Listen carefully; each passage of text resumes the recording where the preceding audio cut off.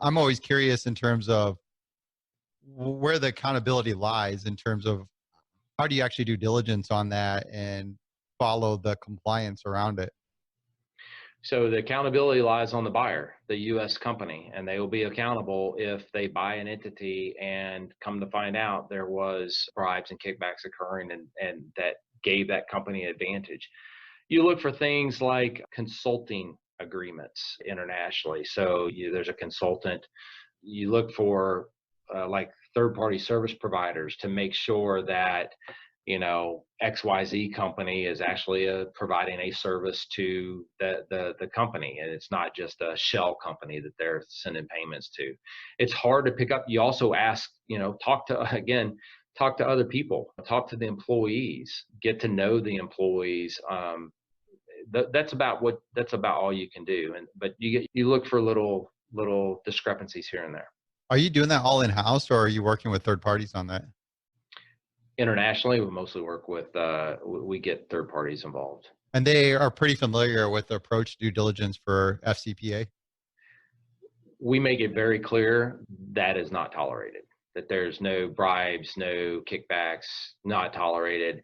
I specifically call it out when I hire a firm that I want you to look in the balance sheet and the P&L for, and both, and also in the bank statements of payments that are going out, payments that are, look kind of irregular, or maybe more so regular, like the set amount of payment every month or every quarter that doesn't change too often. Those are things you look for. But don't you come across countries where it's normal to do that?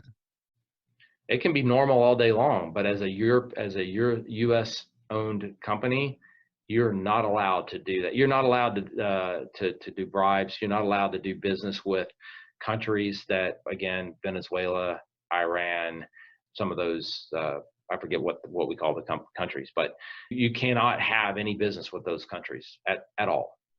And if Right. you do, you have to stop it. Either you don't go forward with the transaction, or you stop doing business with those countries after you buy the company. And then, like I said, you put an end to the corruption and bribes. Do you think that's pretty well accepted from our view here in the US that you really focus on adhering to it? Or is there sort of like a blind eye to it where some of these countries we even talked about, it's there?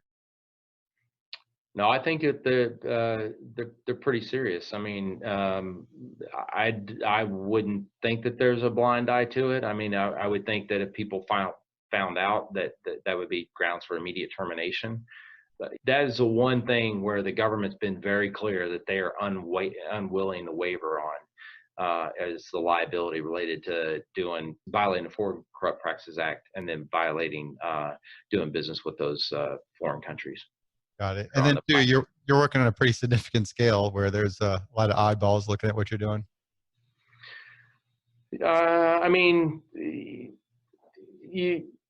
I've done transactions.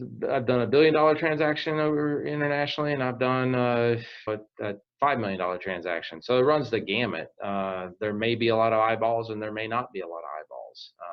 But we have controls in place, especially companies that we buy.